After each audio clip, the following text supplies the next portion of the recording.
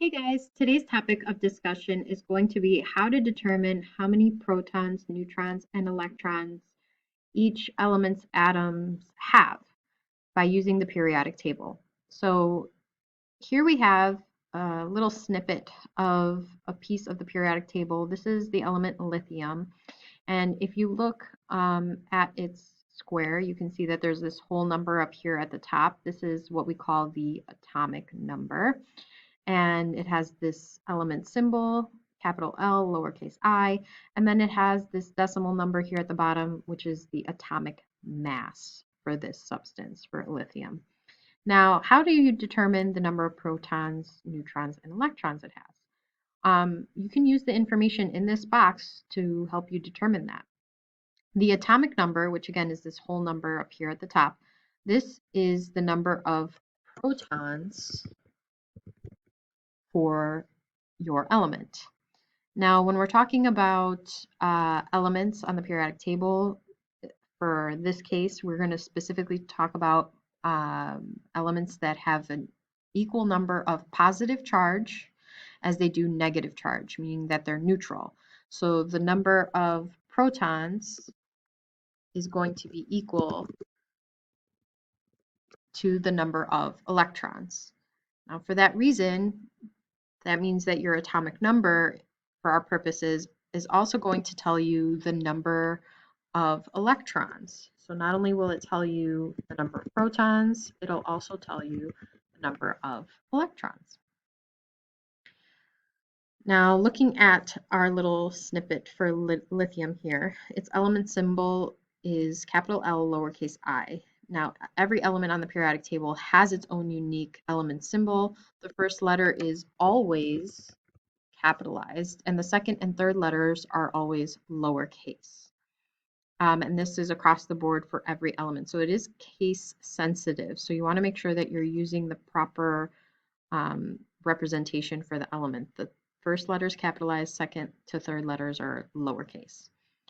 So we've established how we can determine the number of protons and electrons. You can use the atomic number to help you determine that. But how do you determine the number of neutrons? That's the big question. So to do this, you actually have to do a little bit of math. I promise it's super simple kind of math, but nonetheless, you have to do a little bit of math. So to do this, you have to look at the atomic mass.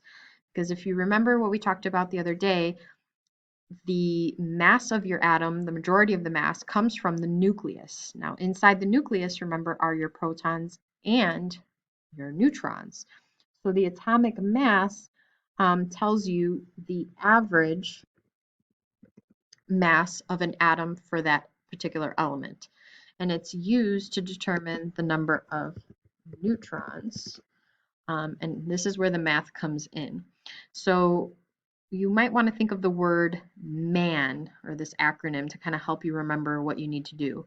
You have to take the mass, that atomic mass, which is the decimal number, and you have to round it to the nearest whole number, and then subtract the atomic number, which is your number of protons, and that will tell you what your number of neutrons is. So here's an example that's already been done for us. Lithium's atomic mass is 6.94, so you can round that to 7. And then 7 minus 3, which is the atomic number, tells you the number of protons. 7 minus 3 is 4. So neutrons for lithium is 4. So it has 3 protons, 3 electrons, and 4 neutrons. Now we'll try one more example. Here we have the element chlorine. Okay, now chlorine has an atomic mass of 35.45. We're going to take that number and we are going to round it to 35.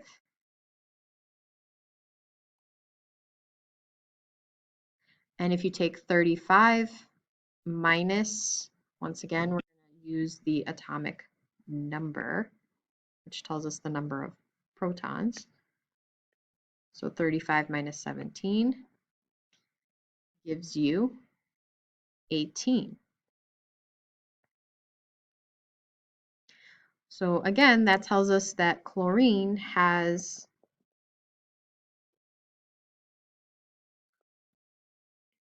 18 neutrons.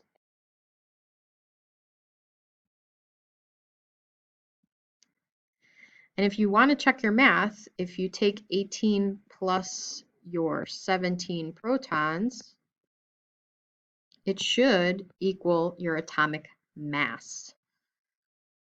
And there you have it.